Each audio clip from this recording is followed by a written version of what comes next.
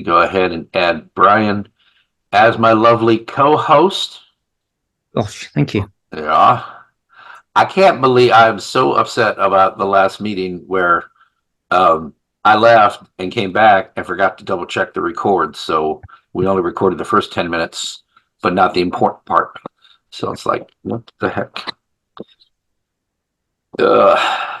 Eduardo, how you doing, brother? Hello, good morning. Good morning. Nice to have you here. Everybody's audio works except for the speaker. This is not a good sign. He's working on it. He's working on it. Oh my gosh. Okay. So I'm just glad I got here in time to start. I had to go take care of some business this morning, and it's like I need to be back by 9:45. We need to go get this done and get back. Had to go to a place between 9 and 12, and I didn't think I'd get there after the meeting, so I had to go before. Tasting. There you are. Ah, Morning, Brother Lund. How are you? wonderful. How are you? Good, good. Nice to see you all. Yes. Or should I say afternoon? I don't know. Uh, No, where are you with us? I forget. I forget. What time zone are you in? Well, so I'm in the Toronto area. So it's Oh, morning. okay. Okay. Still morning for us. All right. Yeah.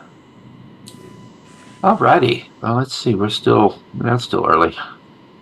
Let me pull my stuff together. Christopher, which lodge in Brampton did you say you're from? Unity 710. Uh-huh. Yeah, in Brampton on Clark Boulevard. Right. I know it well. Oh, good. Good show.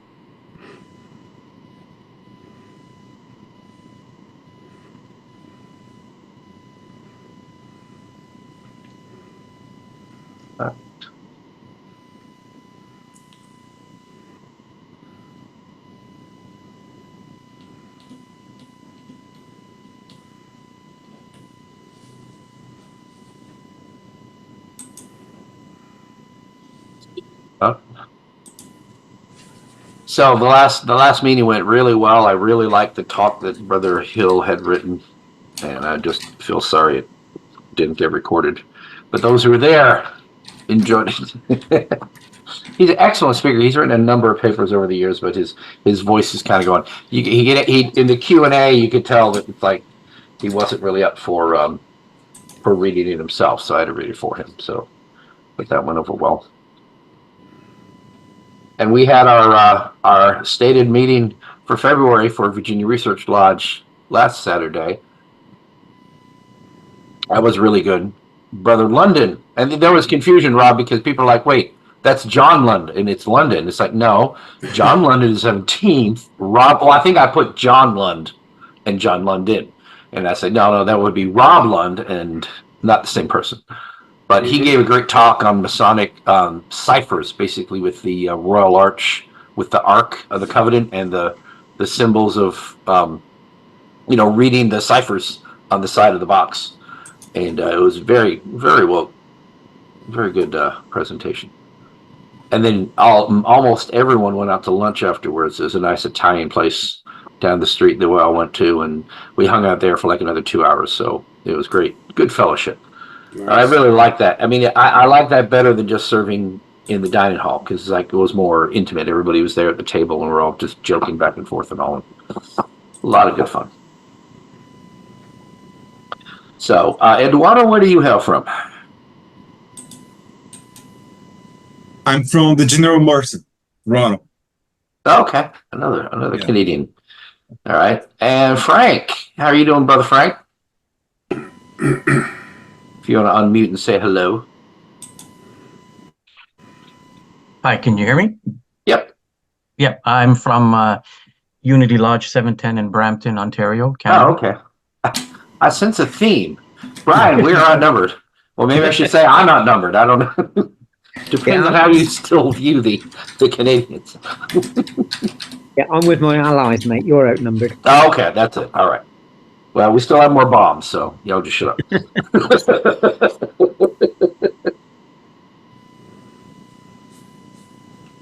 Right. See, I never know how many people are going to attend and when to start. So this is the part where we just sort of kill time and see how many trickle in on time. At least this time I managed in the email to not say 11. I I was copying and pasting. I had a whole list of, because we have 5, potentially 6 research lodges in Virginia. And I thought this year I'd make an effort in my weekly emails to list all of the upcoming events like 2 or 3 months out. So I have no excuse. It's like, well, and including our Zoom meetings, right? So it's this week is A. Douglas Smith, and this week is us, and then this week is a Zoom with us, and this week is Civil War, and so on. Well, I'm copying and pasting, and I told all of the masters of these other lodges, if you get me the names of your speakers, I'll promote them, because I could say, just to be determined. And so I was doing, I did good listing all of the upcoming events, but because I copied and pasted, all of the Zoom meetings said 11 o'clock. There's only one group that meets at 11. All the rest of us met on 10. And for some reason, because I copied and pasted wrong, all the Zoom meetings said 11. So then I put out a notice saying, okay, this Saturday at 10, and then people email me, well, you say 10 here and 11 further on. I'm like, crap. So we've had that before where people tune in right at 11 as we're like well into it. So made sure this time I got that right. Brother Clark, how you doing? Hello. All right. Good to see you.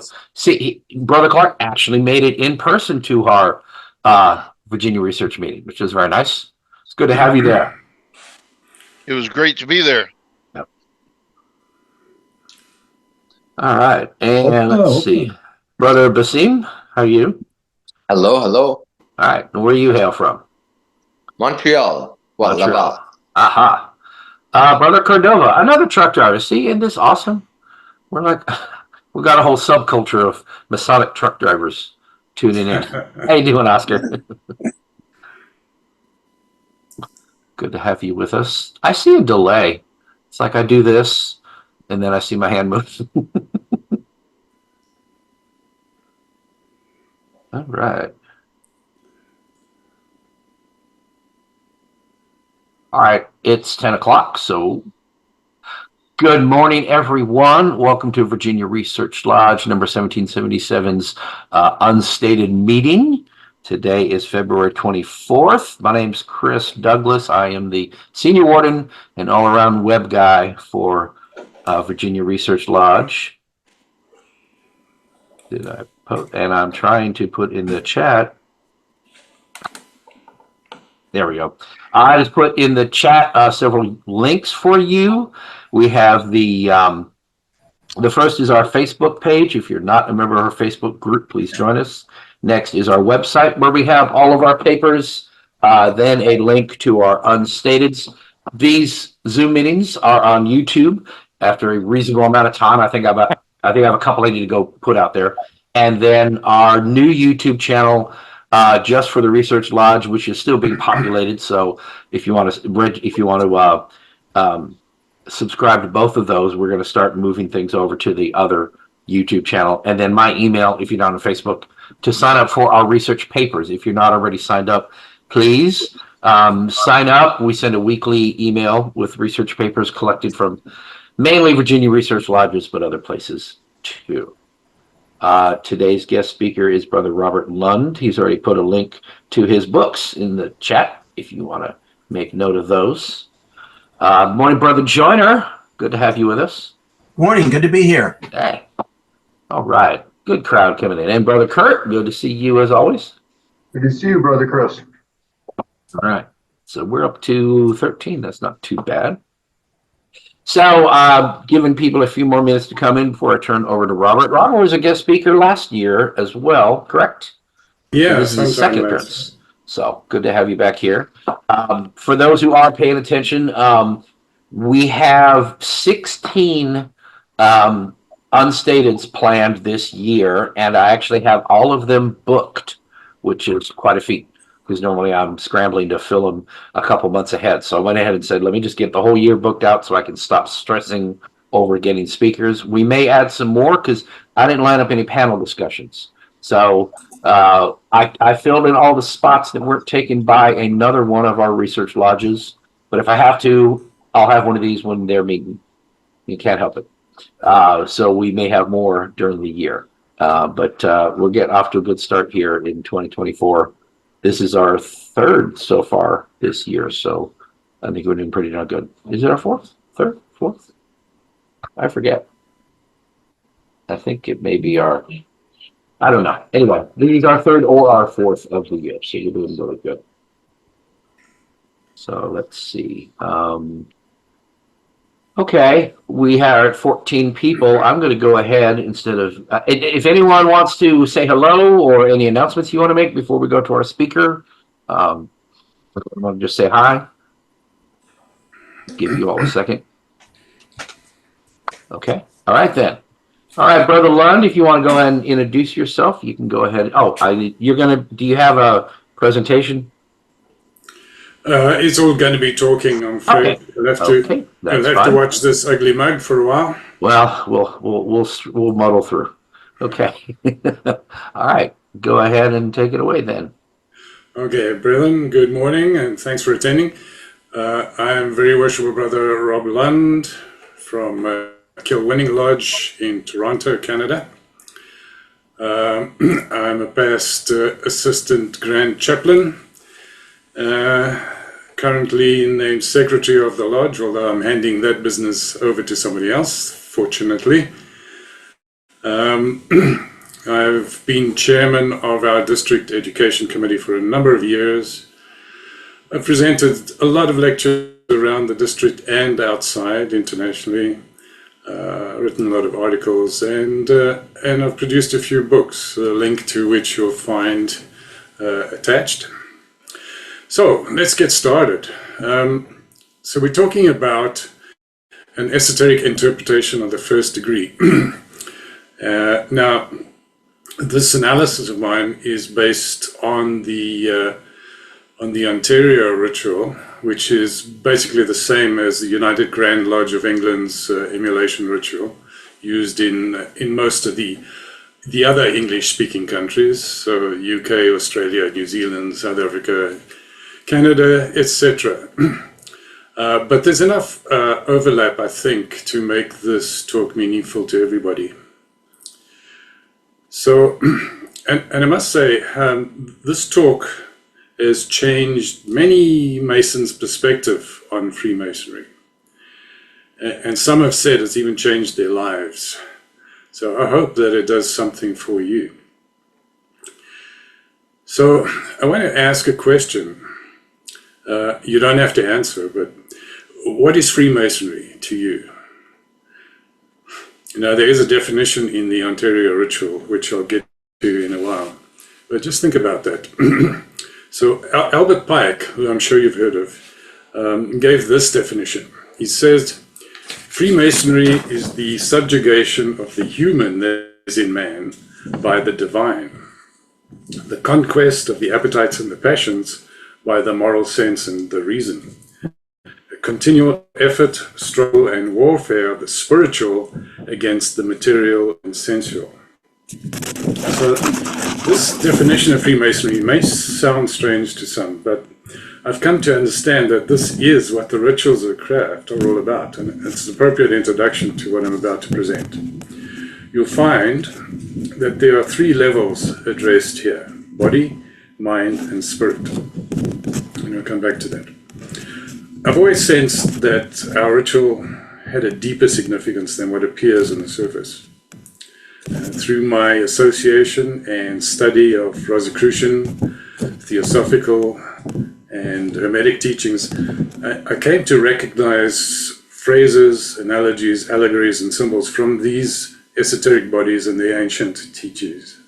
Many Masons are not aware of or have lost sight of what our ritual attempts to reveal to us. But I've made it my mission to share my discoveries with all Masons, and would now like to show to you some of the deeper meaning behind the rituals of the first degree, in the hope that you'll understand and propagate this information to others in order to enrich their Masonic journey. So, as I said, I've come to realize there are three distinct aspects to our rituals: physical, mental, and spiritual. And the first degree is mostly related to the physical, the second degree to the mental, and the third degree to the spiritual. In addition, each one of the degree rituals has within it those same three levels. So the physical relates to the actions and the symbols. The mental relates to the moral and intellectual aspects, and the spiritual is the more hidden aspect that I'm about to address. So first, I must tell you there's no official view regarding this deeper aspect of our ritual. These are my interpretations, but they're similar to those of some eminent Masons such as Albert Pike, J.S.M. Ward, Manly P. Hall, Albert Mackey, and W.L. Wilmshurst, who I'm sure you've all heard of. But remember, no one person speaks for the craft. And the Grand Lodge doesn't provide any standard book that contains these explanations. In fact, there are few Grand Lodge publications that refer to the deeper, more esoteric side of Masonry. A notable exception being the Grand Lodge of Texas, if you read the introduction to their book of the work. You may come across a few different interpretations, but it doesn't matter. What matters is what you take out of it and what's meaningful to you. So how do we know that there are deeper meanings? Now, there are a number of books that deal with this in detail, and I'll briefly provide some evidence of this. In fact, our ritual tells us that there is. So think about this. Now, in the Ontario ritual, or the emulation ritual as it is, at the initiation, the candidate is announced at the door of the lodge as a poor candidate in a state of darkness, humbly soliciting to be admitted to the mysteries and privileges of ancient Freemasonry. So, what are these mysteries, and why is it called ancient Freemasonry? So, during the examination, before passing to the second degree, and again, this is in the emulation ritual, the candidate is asked the question, what is Freemasonry? And the answer to be given is a beautiful system of morality, veiled in allegory, and illustrated by symbols. Now, I'm not sure if that appears in your ritual as well, but it seems to be pretty universal. So, in this statement are the first clues that there is something hidden. So, let's break it down a bit. A system of morality. Now, are the rituals of Masonry there merely for the purpose of teaching morals? So temperance, prudence, justice, charity, brotherly love? Was Masonry instituted to teach these very elementary values? In the examination for passing, the candidate is asked who are fit and proper people to be made Masons, and the answer to be given is just and upright men, and with strict morals. So ask yourself, if the elaborate rituals of Freemasonry were meant to teach morals to those who already expected to be moral. So think about that. Veiled in allegory. So veiled, the word veiled means hidden or covered. And that's another clue. The word allegory means a story that has a deeper meaning in addition to its surface meaning. Again, think about that. A symbol is defined as something used for or regarded as representing something else, which is another clue. So, as you can see, the definition of Masonry given in the ritual is a clear indication of something hidden in our ritual, something covered, something veiled. But what is it that's veiled? Now, the Junior Warden's Tracing Board lecture in the Ontario ritual begins, the usages and customs of Masonry have ever corresponded with those of the Egyptian philosophers, to which they bear a near affinity. Unwilling to expose their mysteries to vulgar eyes, those philosophers conceal their particular tenets and principles under certain hieroglyphic figures and express their notion of government by signs and symbols. So, again, this is suggesting, as in the ancient Egyptian mysteries, something is concealed in our usages and customs. So these points indicate the real secret of Masonry, that our ritual points to a deeper, more esoteric, spiritual lessons based on various ancient mysteries and teachings that have been taught throughout the ages in different forms and is still being taught today. Here's another quote from Albert Mackey. In the investigation of the true meaning of every Masonic symbol and allegory, we must be governed by the single principle that the whole design of Freemasonry as a speculative science is the investigation of divine truth. Divine truth, theosophy, knowledge of the divine, gnosis. Now, these mysteries are not officially taught within Freemasonry, but they are embedded in the ritual for the use of those who seek the light through research and education, contemplation, understanding, and assimilation. It doesn't matter what religion, if any, you may follow, as these mysteries are at the root of them all. The candidate in our rituals, if he is to benefit by the light to which the craft leads, must, with an open, inquiring mind, seek those mysteries. So understanding what these rituals point to is of vital importance to us all and relates to our purpose in this life. Now, the sources of our initiation ceremony, while based perhaps on old operative ceremonies, are a blend of various streams of influence, usually called the ancient wisdom or secret doctrine, which are common to all the ancient mystery schools and initiation systems from ancient times.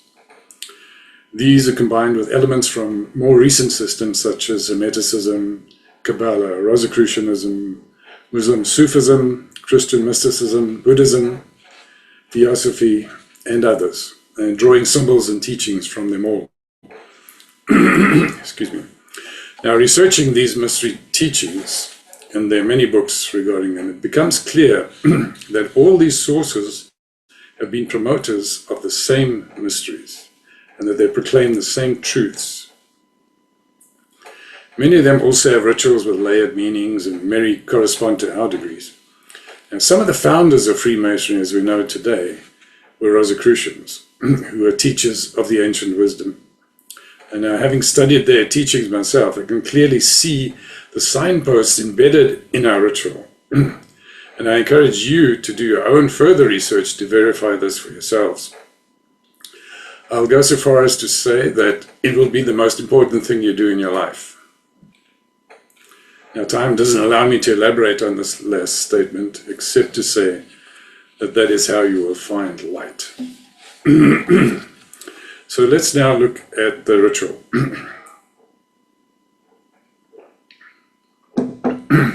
Many men come to Freemasonry because they're looking for something more meaningful, but they don't really know what they're looking for, because it's like they're blindfolded and groping around in the dark. And it's these two conditions that are reproduced in the two parts of the first degree ceremony. So one of groping ignorantly in the dark for the truth behind our earthly existence, and one of discovering light with the opened eyes of the initiate. Freemasonry requires that every candidate for initiation comes properly prepared. Now, what does that really mean? It's in the answer to the question, where were you first prepared to be a Mason? And the answer is in your heart. And you've always known in your heart that there's something more to this life. Every ancient and modern initiatic system has required this as a prerequisite. Only then can initiation be meaningful, because it's meant to create a psychological change in the receptive candidate, which leads to a new outlook of humility, realizing that one has been in the dark, of eagerness for seeking and receiving light, and of hope for spiritual enlightenment. Now, the first degree in the emulation ritual is made up of 14 distinct acts in 2 series of 7 each. The first 7 are in a state of darkness, and the second 7 in a state of light, corresponding to the ancient mysteries.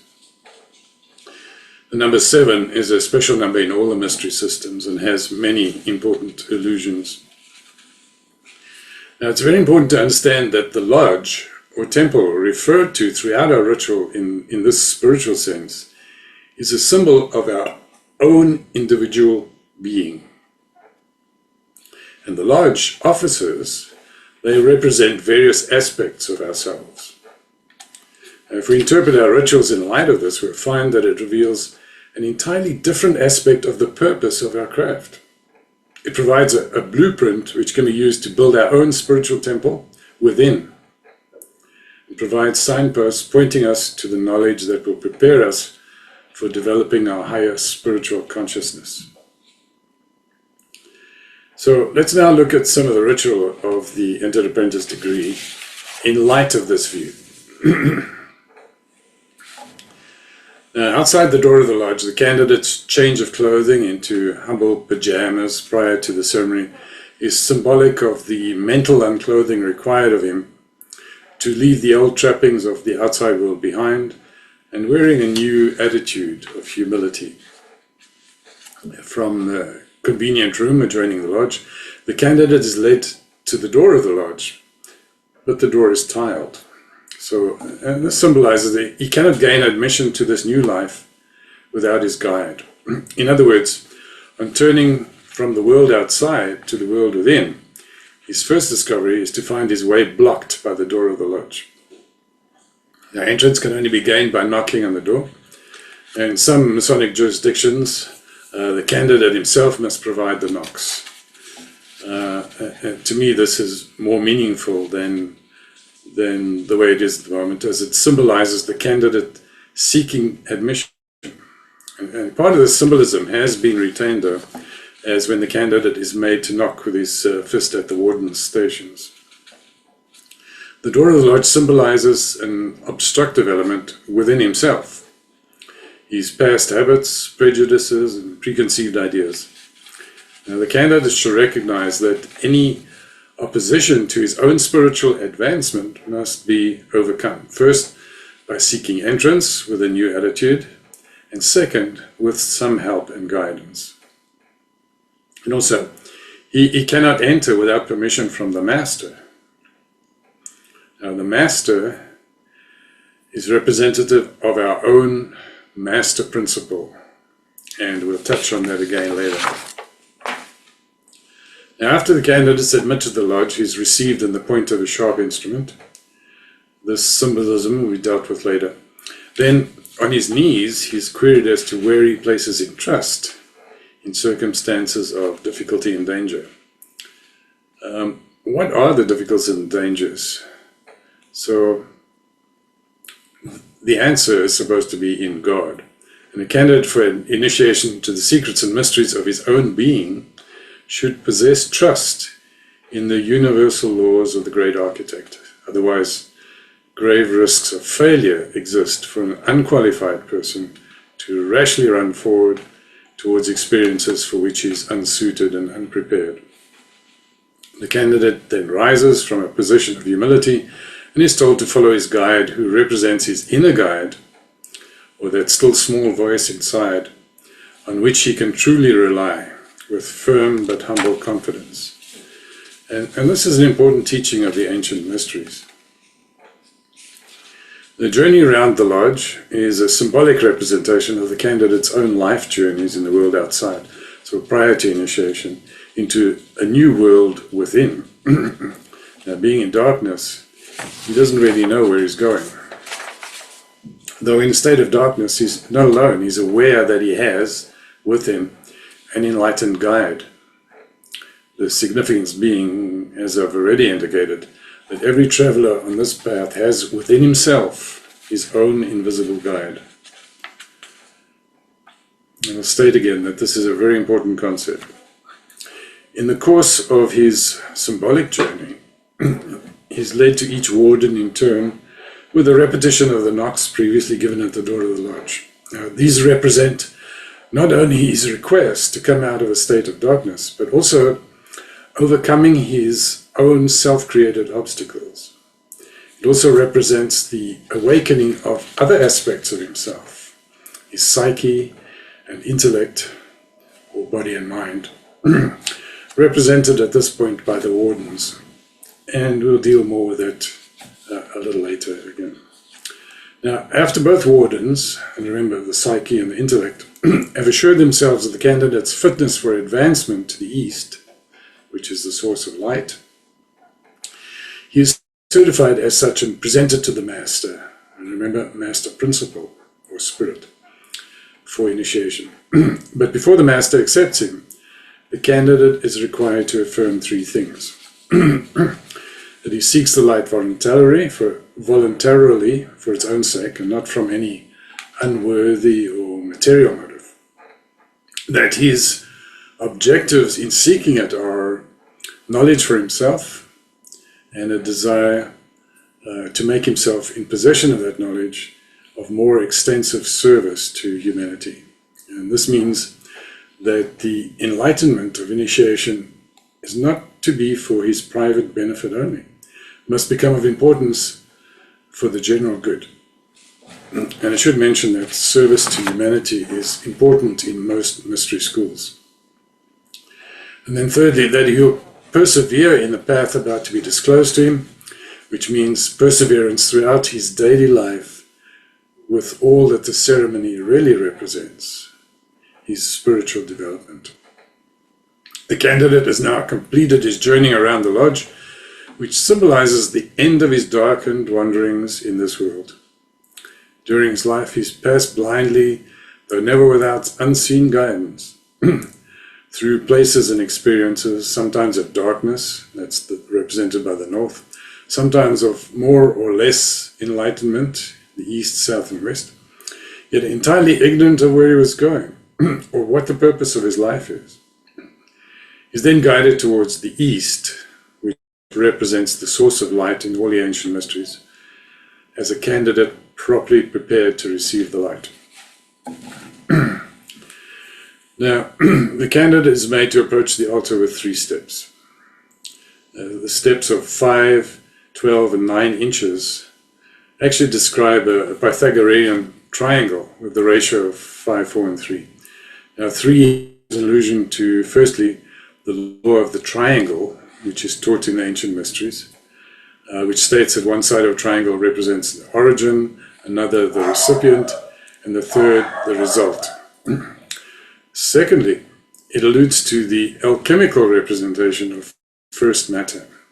So the 3 vital principles: balance, self-consciousness, and higher consciousness.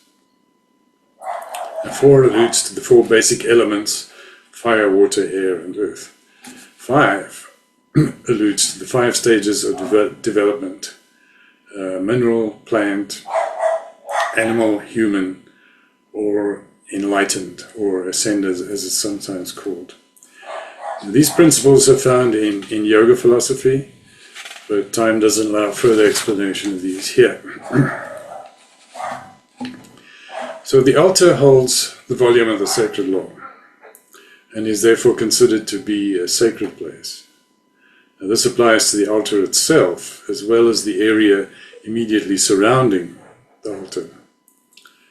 Now, think about how the candidate is prepared. His right arm and left knee are made bare, and his right heel slipshod.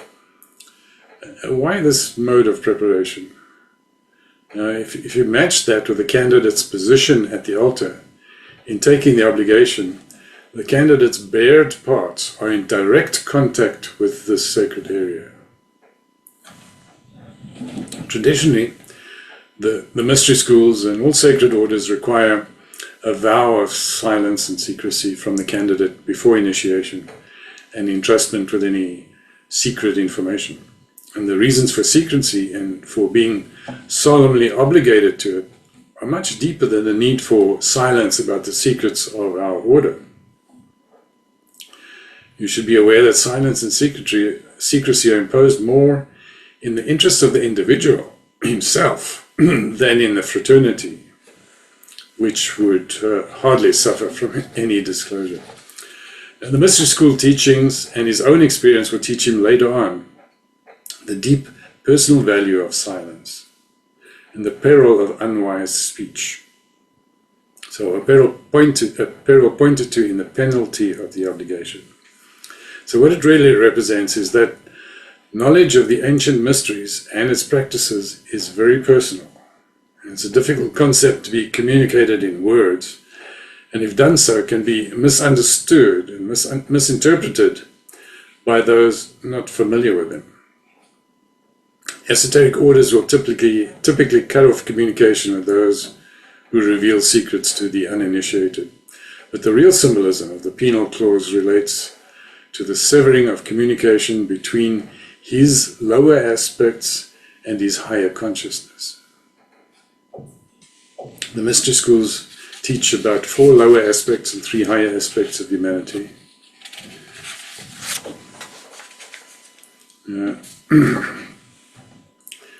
After the obligation, the candidate is reminded that for a considerable time he's been in a state of darkness.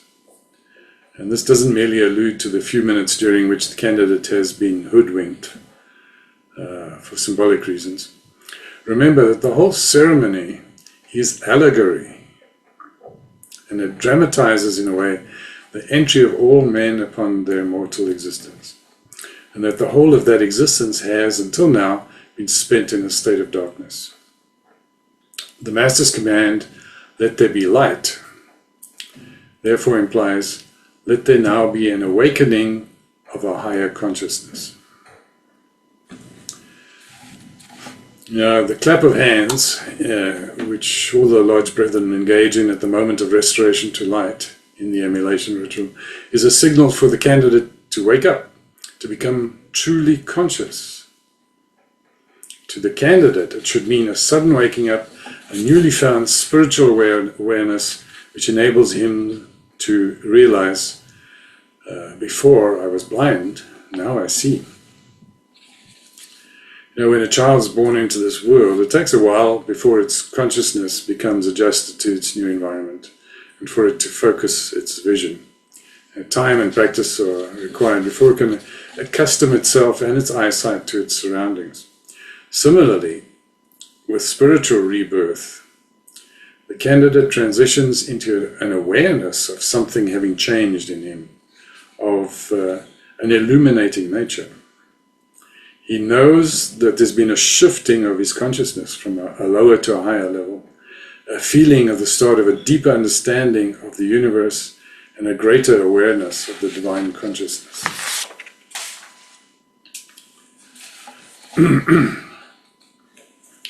So we have the symbols, the great lights of Masonry. So the 3 great, though emblematic lights. They consist of the volume of the sacred law, the square, and the compasses. Now these are the most important symbols in Masonry. The volume of the sacred law has a deeper significance than being a religious text. It is representative of the invisible cosmic law, through which all things in the universe are manifested. It represents the Creator's laws, which are the basis for everything in existence, as revealed in the ancient wisdom. Cosmic law, also called natural law, is taught by the mystery schools and incorporates 7 basic principles. The principles of mentalism, correspondence, vibration, polarity, rhythm, cause and effect, and gender. And understanding these laws is essential for understanding the true nature of the universe and for spiritual development. Unfortunately, we don't have time to go through them now and what they mean.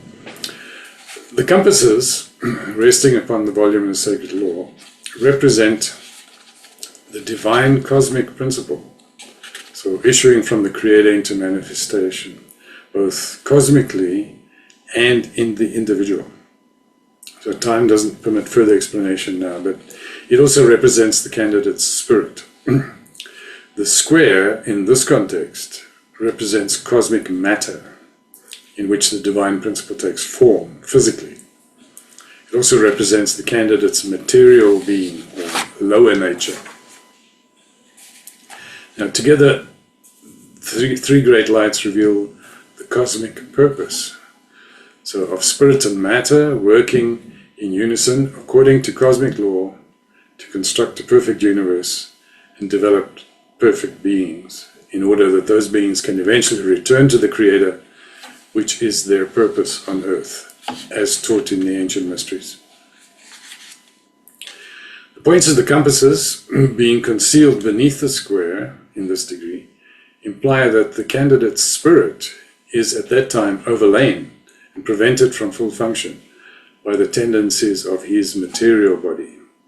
So if man is to become perfected and rise to the full development of his being, his spiritual principle must not remain subordinate to the material and its tendencies, but gain superiority over them, which is the purpose of the second and the third degrees. Now, the three lesser lights in Masonry, they correspond directly to the three great lights. The sun symbolizes our spiritual consciousness, the moon is a symbol for our intellectual faculties, and the master represents the master principle or highest consciousness in ourselves. Together with the great lights, they're meant to indicate to the candidate that the three great cosmic principles underlying the universe are present in himself. And this is a very important point. The universe is the macrocosm, and he himself is the microcosm, as above, so below. And in him reside the three lights, enabling him to start working towards perfection and a return to the Creator.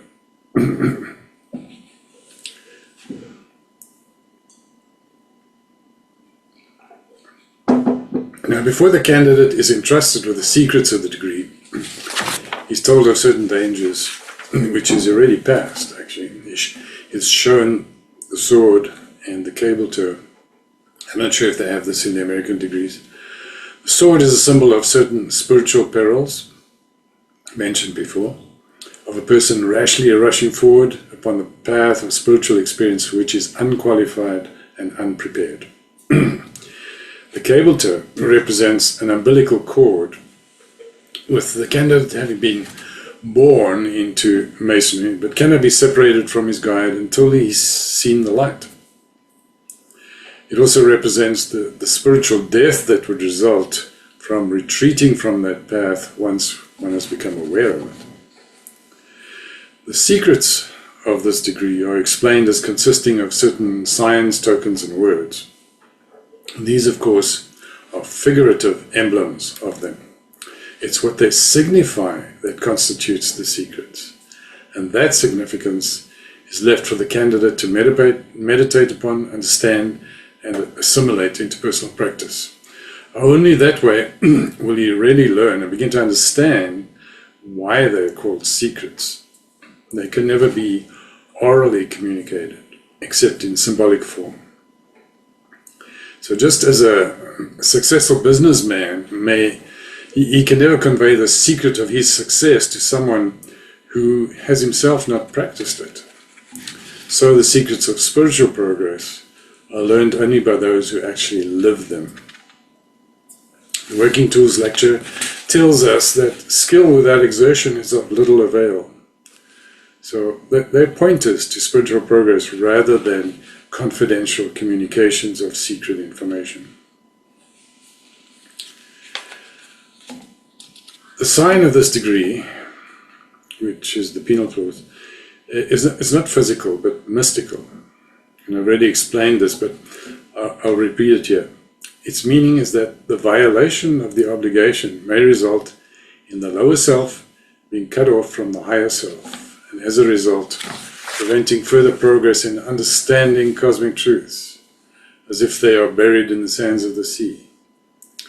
It also alludes to a specific energy center within his being. Energy centers are also called chakras in certain Eastern religions. In this case, it's the throat chakra, which has to do with communication. So, when in the first degree you salute the worshipful master with the penal sign, remember that gesture signifies the homage you should pay to your own master principle, the divine essence in yourself. The master of a lodge symbolically personifies that master principle or higher self. Now, the word given to the candidate, which denotes strength, refers to the strength or energy which the candidate requires to pursue his work of self-perfecting, and the strength developed by pursuing that spiritual path. The candidates invested with the apron, which is one of the most important and comprehensive of our symbols. Its shape is that of a triangle superimposed upon a rectangle. Now, the triangle is a primitive and universal emblem of what is spiritual, while the rectangle is emblematic of that which is material. Now, because the triangle and rectangle are among the most ancient ideographs in the world, the apron is truly described as being a badge older than that of any other order in existence. Now, the triangle overlays the rectangle, showing spirit overlaying material, which is our ultimate goal. Now, in some jurisdictions, the entered apprentice's apron is worn with the flap turned up, indicating that, as with the square and compasses, spirit is not yet overlaying the material. The apron is made of white lambskin, an emblem of purity. It represents the purification required in order to progress on the spiritual path. The mind overcoming the material self. Now, there's much more symbolism in the apron. I'll cover it in later lectures, but you can also have fun researching yourself. Now, there's a lecture in the northeast angle of the lodge, which has great symbolic significance. Northeast is the meeting place of darkness and light. So the sun rises in the east, travels across the sky in the south, leaving the north always in shadow. Now, the northeast angle represents the candidate's own condition at that time. Standing at this point, he can, by his own will, advance further east to the light, or to relapse into darkness in the north. It rests with him as to which direction his life will take. He is to regard himself as a foundation stone and the material for raising thereon a superstructure. Now, this expression means more than just character building. It refers to building within himself a spiritual temple. An important subject in the Northeast Corner lecture is the awakening of the duty of charity, which is, of course, about more than donations of money to the financially distressed. The charity spoken about here is also that of giving of one's self from the heart and universal compassion for all life. The candidate is meant to learn that charity is the foundation stone of a higher life and may be practiced at different levels, the highest of which is the pouring out of charitable, selfless, compassionate love to all beings.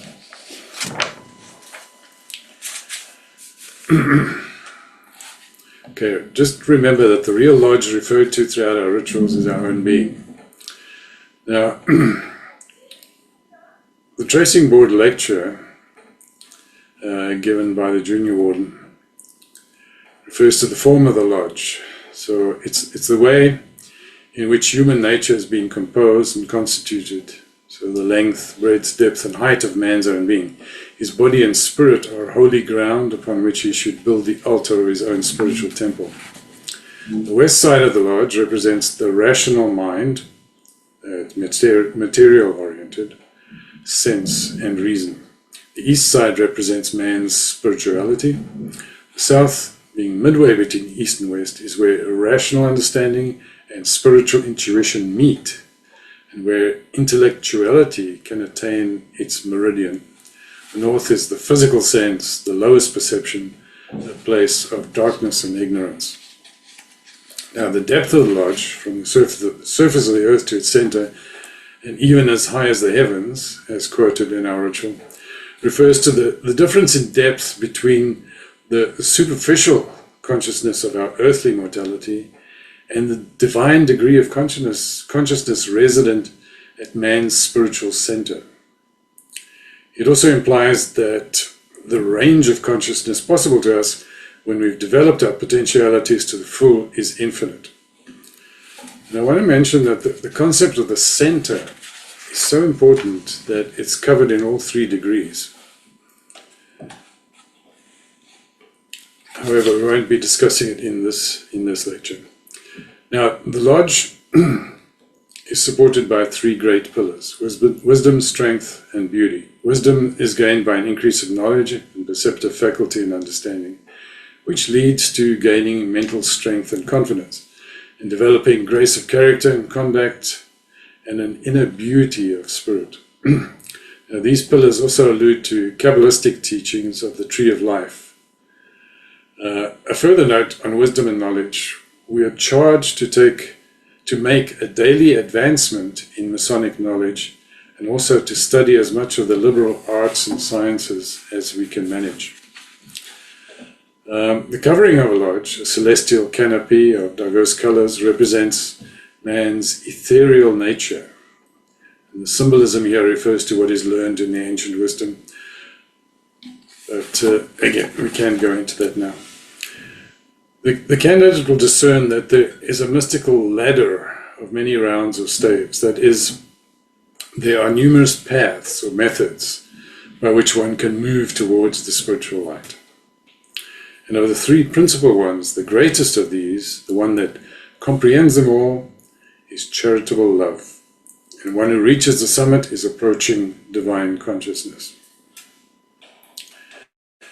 The black and white checkered floor of the lodge denotes the dual quality of everything connected with life and of human nature.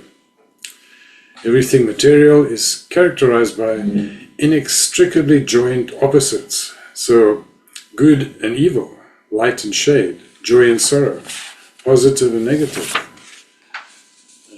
Now this represents several of the cosmic laws which I mentioned earlier.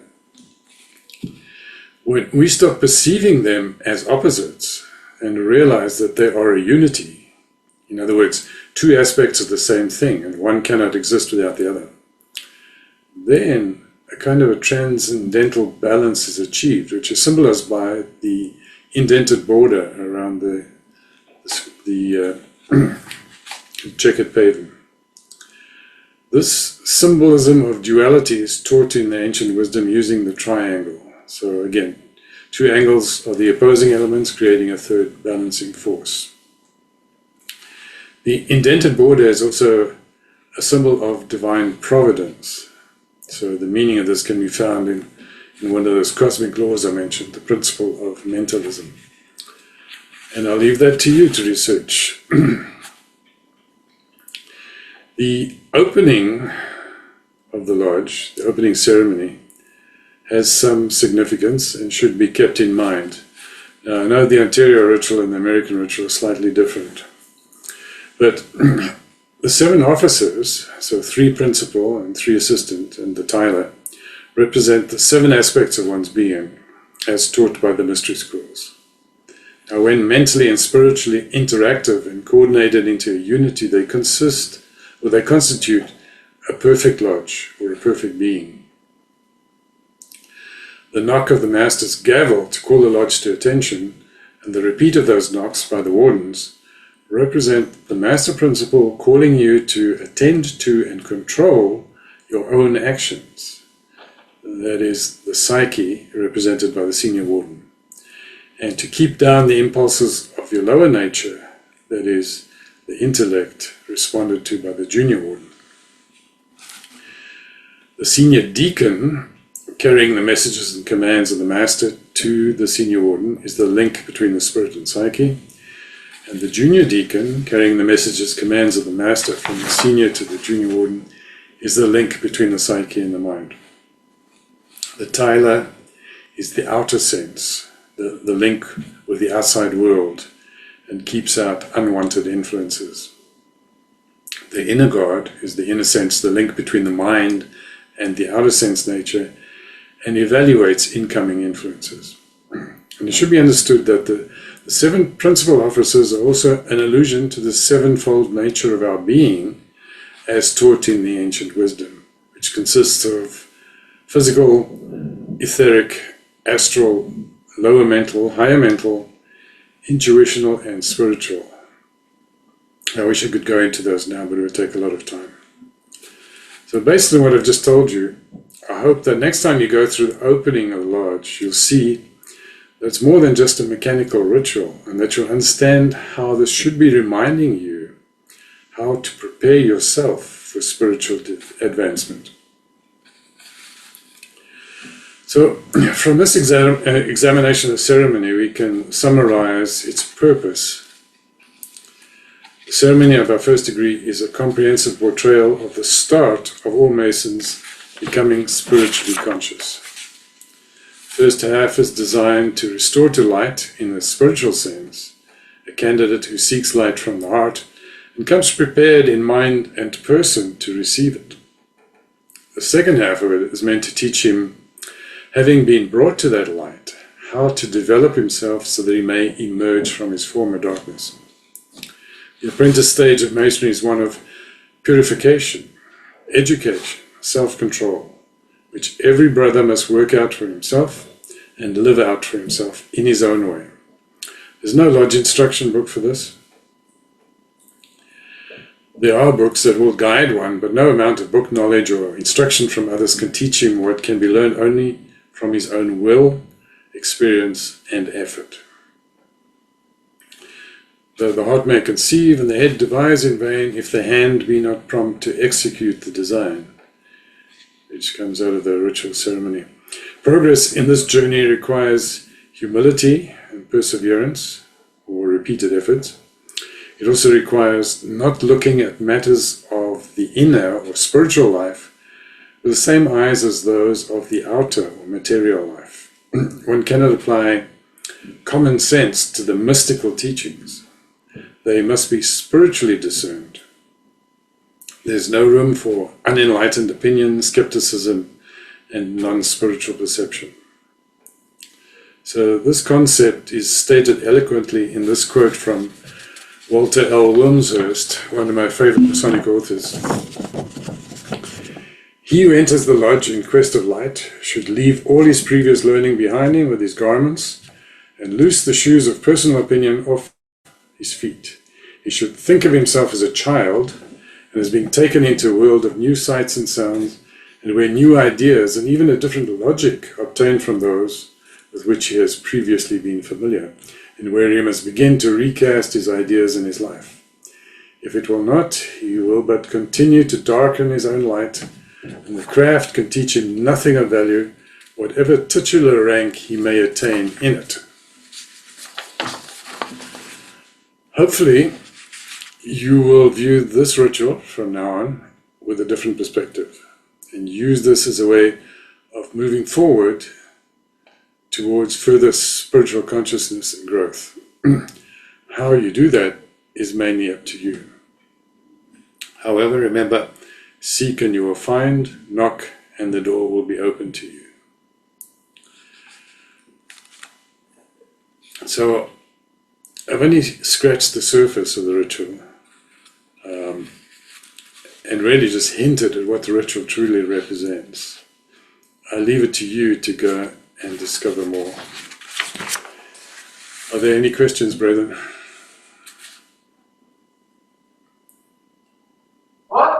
Hey, excellent, Brother Lund. I appreciate that. Any questions from the brothers? I know this might be a little overwhelming for some, so it may take some time for things to sink in. Yeah, I'll definitely need to watch it again to pick up some more.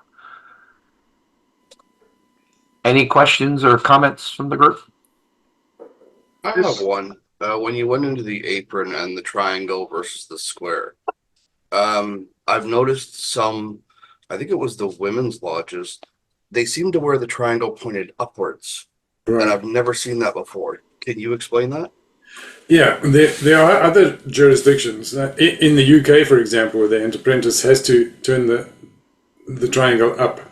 And it represents, as I said, that the spiritual is not yet overlaying the material. I don't know if that explains it for you. AJ disappeared. Sorry, I was listening. My dog just got into the garbage can. Yeah. So the spiritual overlaying on the physical. Spiritual is not yet overlaying the material. Sorry, the spiritual is not yet overlaying. So once it does, then it's folded downwards? Right. Excuse me, sir. Brother Eduardo, you have your hand up? Yes, just a comment about the apron being turned up. So I'm actually in Canada, but before I was in Brazil, right? I'm actually Brazilian. And in Brazil, it's actually common for EAs to have the apron up.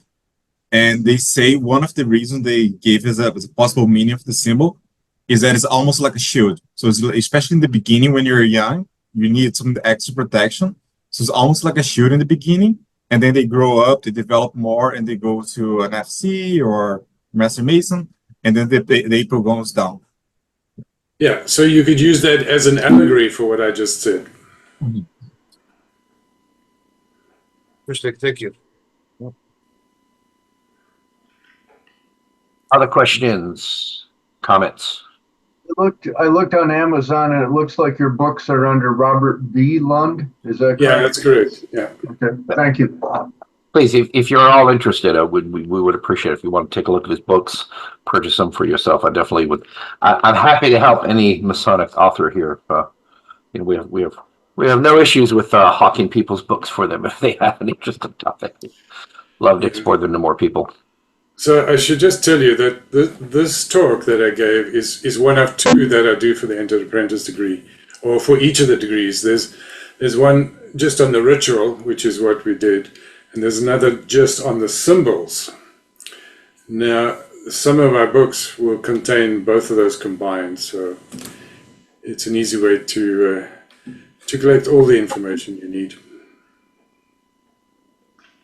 Excellent. I also want to take a minute. Several people came in during the talk, so I'm sorry if you didn't catch it from the beginning, but I saw we were up to 21 people at one point. So I'm sorry if you joined us a little late. I hope you were able to pick up as much as you could from the talk, but I wanted to say hi to those who came in after we'd already started. I made a point of saying hi when we started, but of course, with the speaker talking, we're glad you just came in, found a seat, sat down, and were quiet for the rest of the speech. Good to have you all. I appreciate everyone coming out. Brother, you see you changed it to Opticam now. You're confusing. Basim. It's Basim. Sorry. Yeah. Yeah. Thank you very much for organizing this, Brother Christopher. And thank you very much, Brother Rob, for this great talk. As you said, it is overwhelming. I mean, there is a lot of information to disseminate and to think about and to reflect upon. Is there any way where we can rewatch this? I know that it's been recorded. It'll be on YouTube, yes. I'm going to put this back on YouTube. Okay. Very good. And you can pick it up in my books. Yes, you can buy the actual books, and I would definitely recommend that if you're interested. If you look in the chat, I put that at the beginning of the first. Again, no, I don't know. I'm not positive how chat works in Zoom. That you should be able to scroll back even if you join the meeting late. So anyone who came in after, say, 10 o'clock, if you want to go back and scroll, can you see Brother Lund's link at the beginning of the chat, or do you only see it from the time you joined? Because I'm not just add it again. Okay. I'm just curious for those who came in a little late. If one of you wants to take a look at the chat and scroll back and tell me if you see messages all going back to 10 a.m. or if you only see from the time you signed on. Only from the time I signed on. Okay, thank you. I just wanted to, from a technical standpoint, I wanted to make sure that, okay, Brother Lund, if you wanted to, he reshared his link, and I'm going to go ahead and reshare what I put out at the beginning, since we had, literally so many people joined in late. For those of you maybe new to this, we do put this out on YouTube. As a matter of me finding time to go back, edit it slightly, and put it on YouTube, because they run well over an hour. We don't cut back that much, just sort of the chit chat at the beginning. The link that I just put in first is to our Facebook group for Virginia Research Lodge, who is your host today, obviously. The second is to our website. I definitely, if you're on Facebook, I recommend you joining our group. We put out our papers there. We have links to meetings hosted by us and other people that you might want to check out. The website has our papers that we publish from Virginia Research and other research lodges. And then the third link is directly to the Unstated's playlist on YouTube. So if you go there, you will see all of the previous meetings. We have over 50 of them up there now. The next one is our new YouTube channel that I'm still backfilling. I have a YouTube channel that we use, and then I made a new one just for the Research Lodge. So check that out. Eventually, we're going to have more in the Research Lodge YouTube, and we're going to have like edited. That's part of an effort that hasn't gained a lot of steam, is trying to trim some of these meetings down to like 15-20 minutes. So we're still exploring that. And then my email, if you're not on Facebook and you want to get on our mailing list, you can get my email.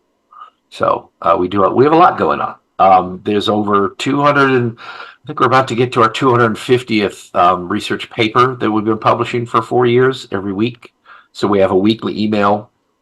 There's about 1,700 of you on the email list, and there's about 2,500 people in the Facebook group. So we do have a large audience out there. I hope they all get something out of this. Brother Oscar, go ahead. Yeah, I have a question on those YouTube videos. Are we allowed, or can we show them or allowed for education purposes of these thoughts and everything?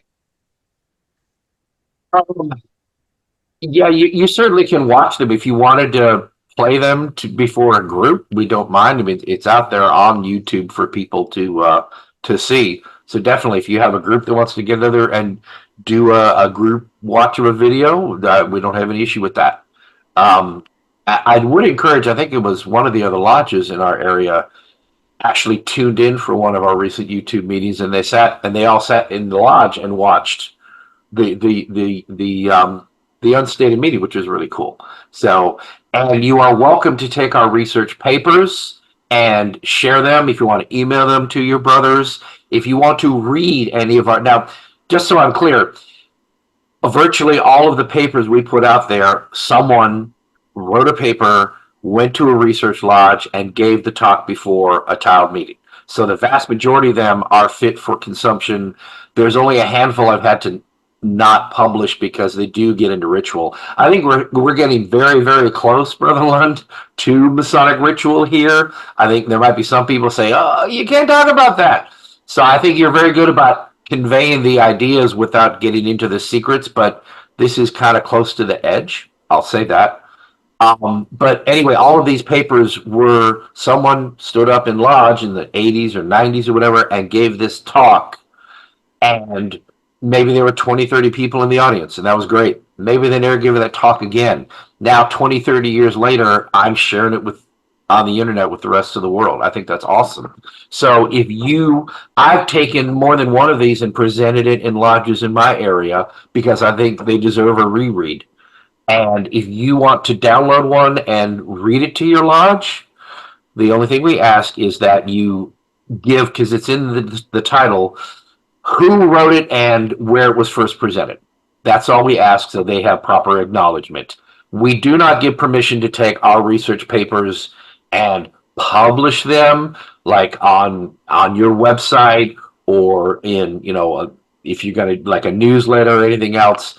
You're not allowed to go publish them somewhere else. They are our property. And some of them aren't even from our lodge, but we have permission to share them. So if you want to email them around to other people, we're fine with that. If you want to read it in your lodge, please do. You just can't actually publish them. So, other questions for Brother Lund? Comments? I think there's a lot of content there, so we got people coming and going.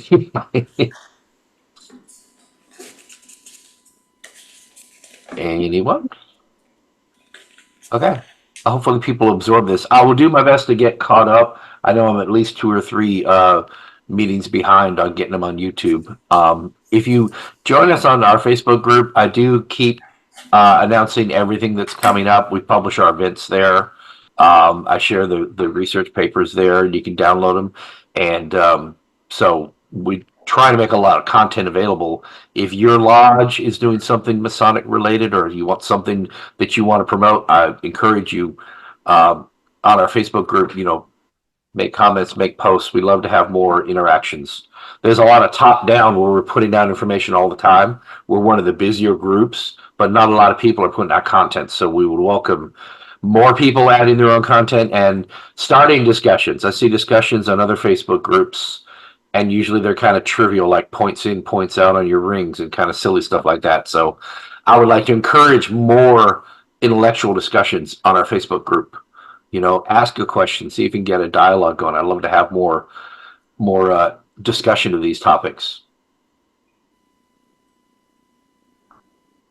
Anyone?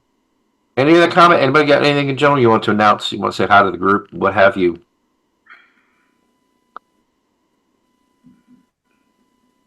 Okay. All right, then. I'm trying not to dominate this entire meeting. Give everybody a chance to talk. That's kind of rough.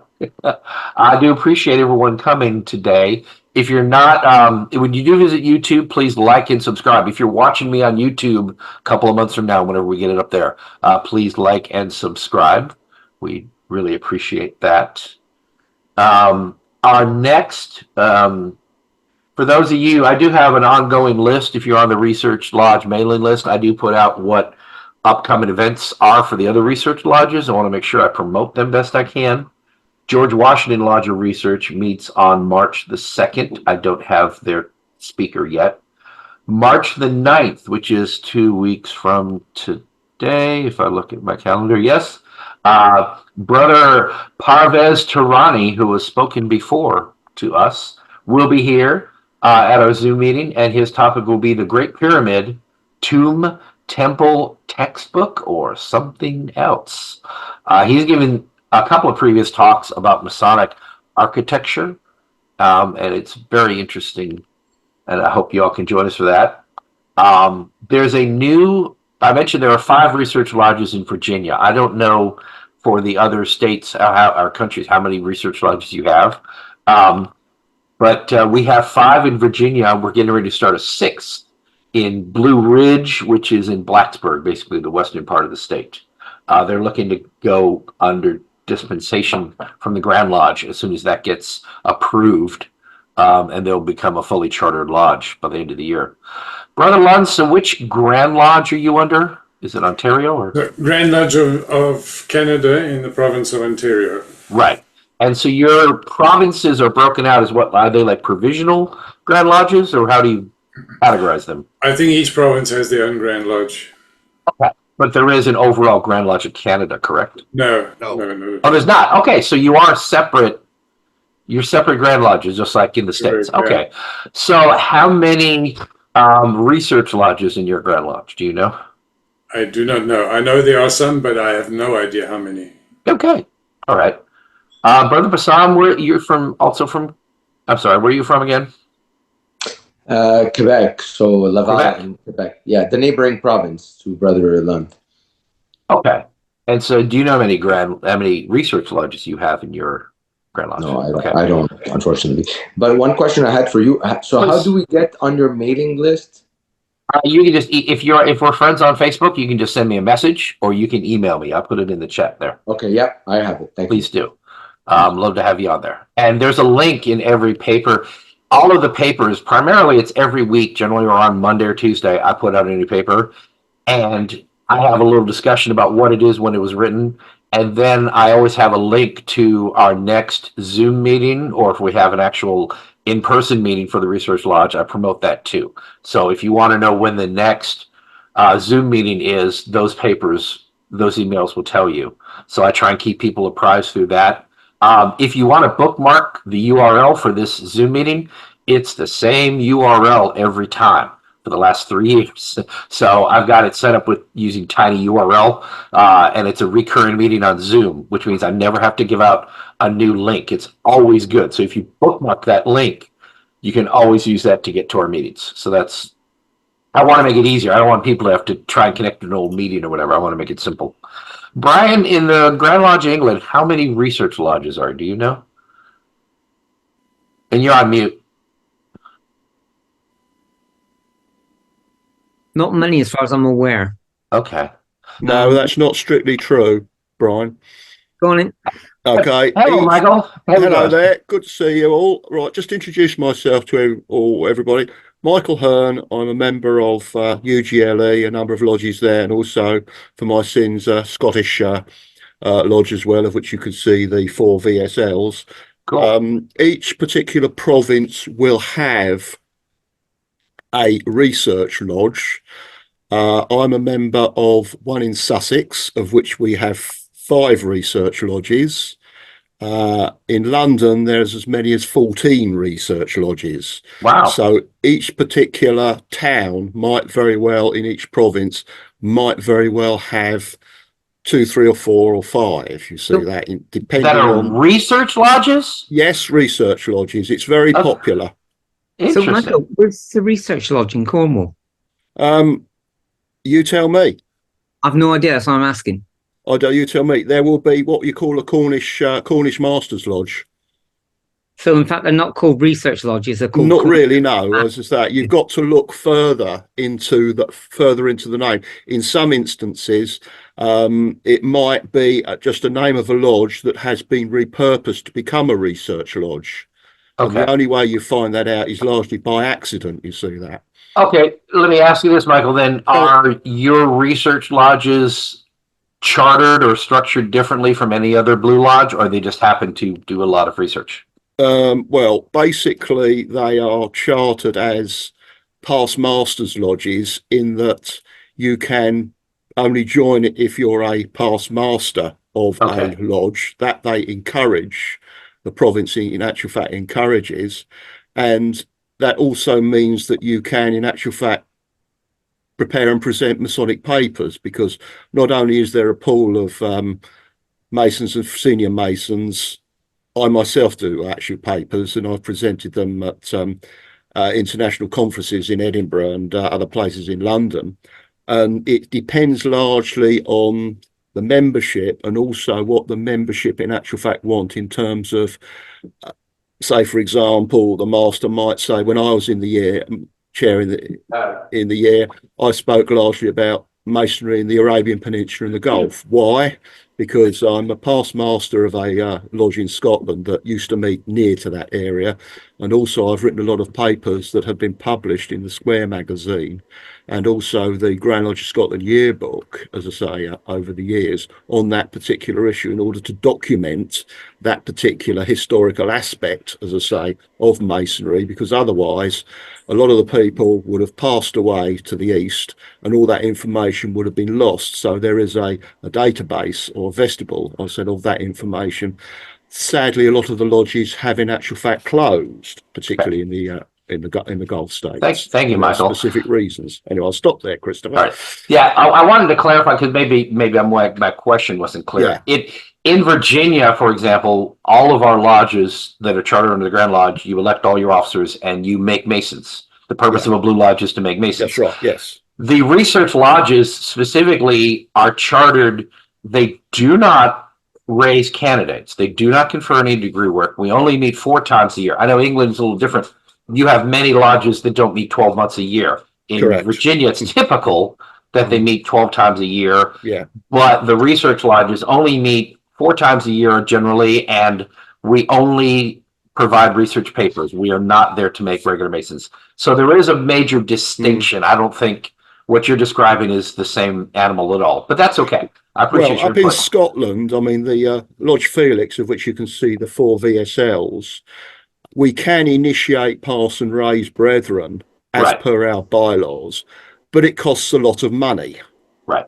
If you get round that it's a standard lodge, but obviously they, dare I say, make the fees higher, such that it's not really practical, as I say, for you to do so. And in general, most lodges in Scotland tend to meet twice a month. All right. Thank you, Brother Michael. Kurt, you're in, I forget, are you in, no, you're not in Virginia. You're in what, Michigan? I'm sorry. Wisconsin. And Wisconsin, sorry. I believe we just have one, the Silas Shepherd Research Lodge. Okay. And it's more like what you talked about in Virginia, where they meet about 4 times a year. Okay, that's what I was looking for. Thank you. AJ, what, I actually didn't get to ask you. Hi, AJ. What Grand Lodge are you under? I'm actually in Ontario as well, so the Grand Lodge of Canada. Okay. In the province of Ontario. That ours, that why it's named that way, is we were the first Grand Lodge in Canada, but then as the provinces split up, they didn't want to do one Grand Lodge for all the country. So they just made the name a lot longer. Okay. All right. Brother Usmain. I said that right. Nice to have you with us. And where are you from? If you want to unmute. Brother Abdullah. I'm sorry, I'm butchering your name. I say Abdullah, is that close enough? It's Abdullah. No, you didn't butcher it. Oh, okay. I try. I do my best. And where are you from, brother? Montreal. Montreal. Okay. Yes, Grand George. And let's see. Someone who is. I'll try for someone who's not from Canada then. Brother Hamill, good to have you with us. We've sucked for. I think we've been in person, haven't we, Scott? Brother Hamill, if you want to unmute and say hi.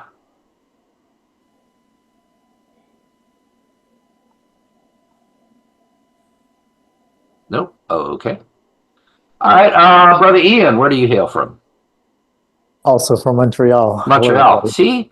All right. Well, I do my best. Well, if one of you has an actual answer to how many research lodges, that'd be great. I don't know, unfortunately. Okay. Scott, how you doing, brother?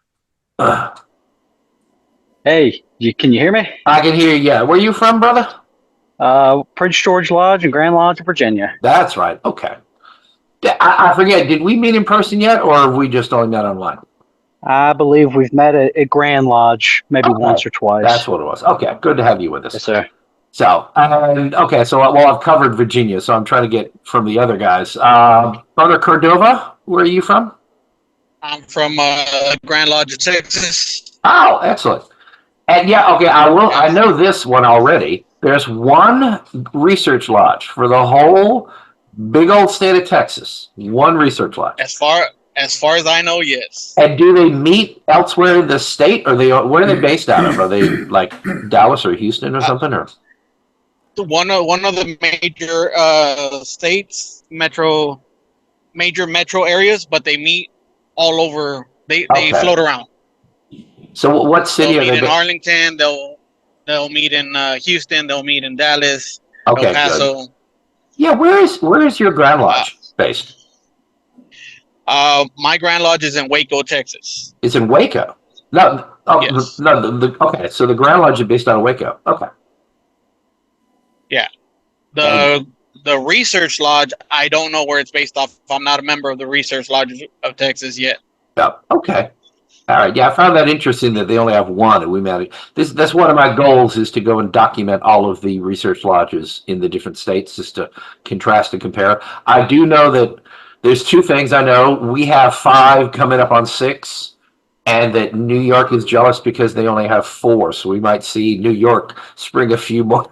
We're kind of the exception. Most states, if they have a research lodge, there's only one, and hopefully they do make an effort to attend, to meet elsewhere in the state. But I would say certainly for Texas, it really wouldn't be fair if they didn't make an effort to travel around the state so more brothers could attend. Because I know how hard it is to get to Roanoke from Virginia Beach. I can't imagine living one side of Texas and having to drive to the other side of Texas just to go to a meeting. Brother Grant, I wanted to say hi to you. Now I know this is another guy I know from Facebook pretty well, and it's nice to have him here for an actual meeting. So, Grant, if you want to unmute and say hello.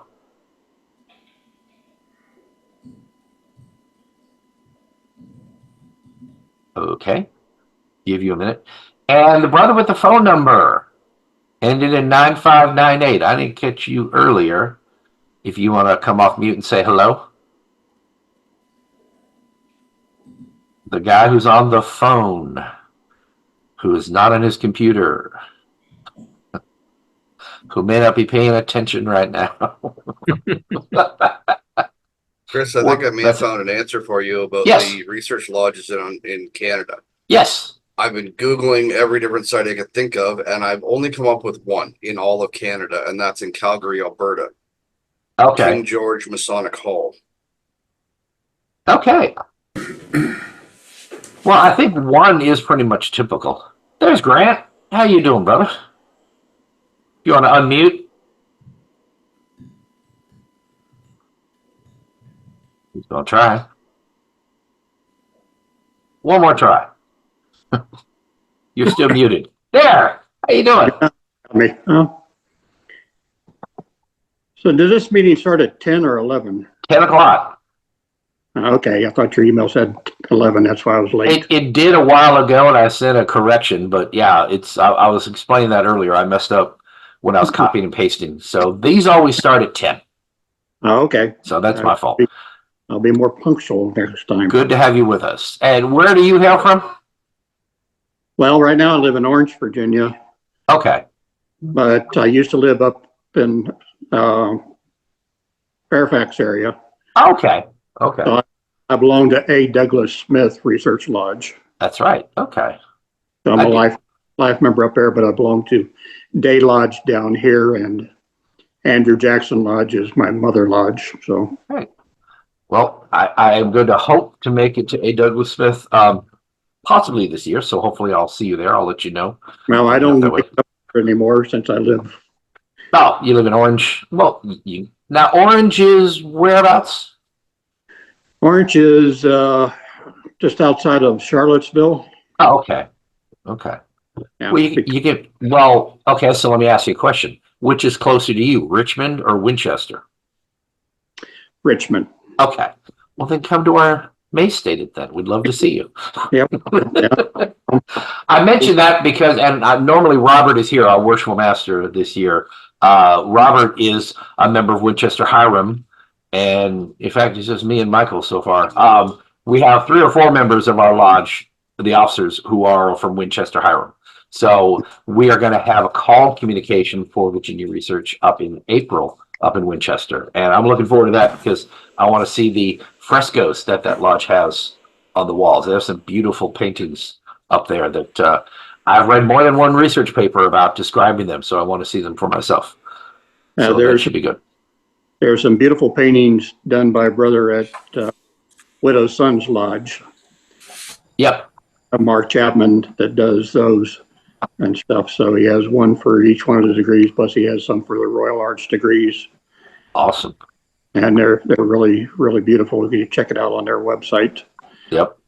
Yeah, I'm the DEO for District 10 this year. Very good.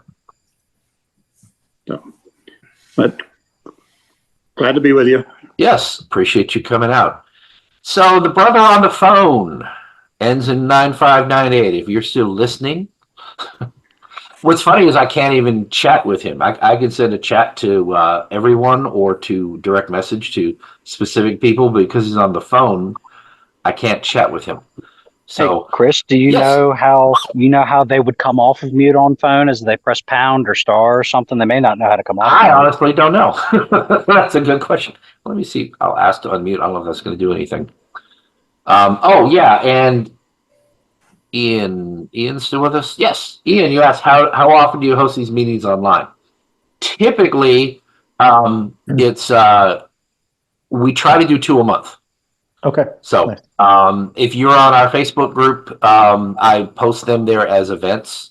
If you want to email me, I'll put you on the mailing list for the research papers, and we do promote them there. But typically, I have 16 scheduled this year, so that's somewhere between 1 or 2 a month year round. So we are making an effort this year to do more of them because last year we only ran to like August, and then I got bogged down in things and we had to stop because I wasn't setting them up. So that's kind of on me. Good to know. Thank you. And yes, it will be, man, I got to send out an updated email on that. Yeah, I'm sorry for those who tuned in thinking we started at 11. That's my fault. This will be on YouTube. I will make sure I get this out there for those of you who came in late. So, and I'll make sure that we update our emails. The trouble is the one email I put out with the wrong dates, people are going to keep that. I'm going to send out updates, and somehow people are going to keep looking back at the older one. It happens. I know. It's like, I sent 3 emails correcting that. Yeah, but I got this one dated January 15th, and that's what I'm going by. That's what you said, so I'm holding you to it. So, yes, our stated meetings, our unstated are always at 10 o'clock. All right. Thank you, everyone, for attending. It's about 11:20, so unless we have... Yes, Michael. Hey, how you doing? Make just one more plug for the Winchester because I was the honor of being a guest speaker up there a couple of years ago, it is a national treasure. The paintings there are absolutely beautiful. They're done in a very ultra-realistic trompe-l'oeil style that you feel like you could walk through the walls of Winchester into another world. But the paintings were also designed to illustrate the lectures of the degrees. So whether you can make our meeting in April or at another time, it's Winchester slightly out of the way, but it is definitely one of the lodges that everybody should put on their bucket list to visit at some point. Thank you. All right. Okay, so I mentioned our upcoming next one is on the 9th, and we have quite a few things going on. If you're in Virginia, we have quite a few Research Lodge activities this year, so please come out and join us. And if you can, attend these Zoom meetings. Are going to be, like I said, every couple of weeks, and we'll promote them heavily on Facebook. If you want to get on the list and you're not on Facebook, then you can just email me and I will get you on our mailing list. So appreciate everyone for coming out. Thank you again, Brother Lund. It was a very interesting talk. I will have to go back and watch it again, so we will make sure we get that on our Facebook so people can go back and review it and stimulate some thinking on the topic. I do appreciate it. All right, brothers, thank you all for coming out today. Look forward to seeing you all again soon. Bye now. Thank you.